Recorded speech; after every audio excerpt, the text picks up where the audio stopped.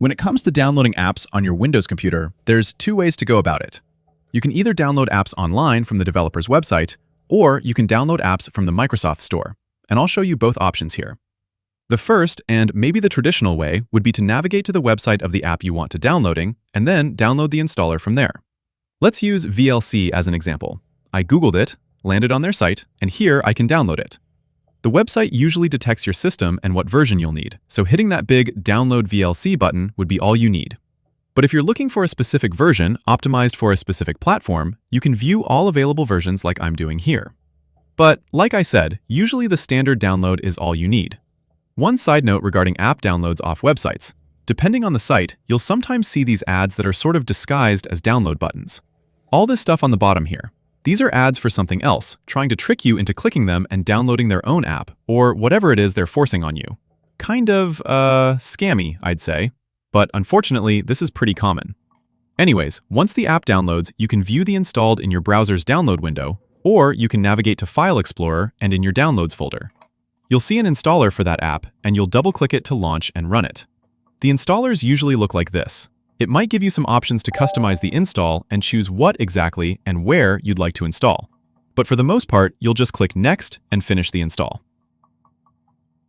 And then you're done, and your app is now ready to go. You'll find it in the Start menu. I could go here and search for VLC, and there it is. The other option to download apps is to use the Microsoft Store, which is similar to the app stores Apple has for their devices, or the Google Play Store that Android phones use. You might have the Microsoft Store on your taskbar down here, but if you don't, just go to the Start menu and search for Store, and it'll show up.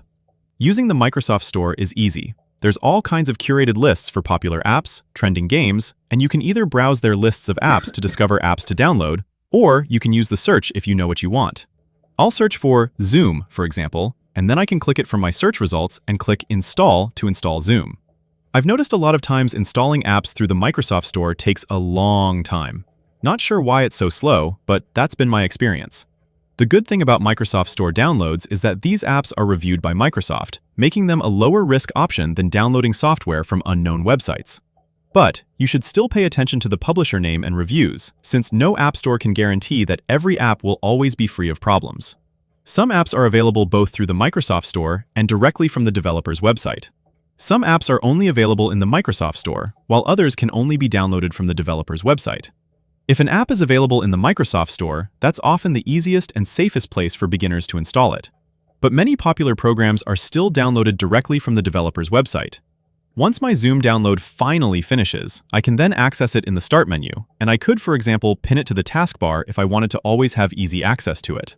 That way, I can just click it from the taskbar without having to look for the app in the menus. So, that's how you install apps on Windows. Click the like button if this helped, subscribe for more, and I'll see you later. Thanks all.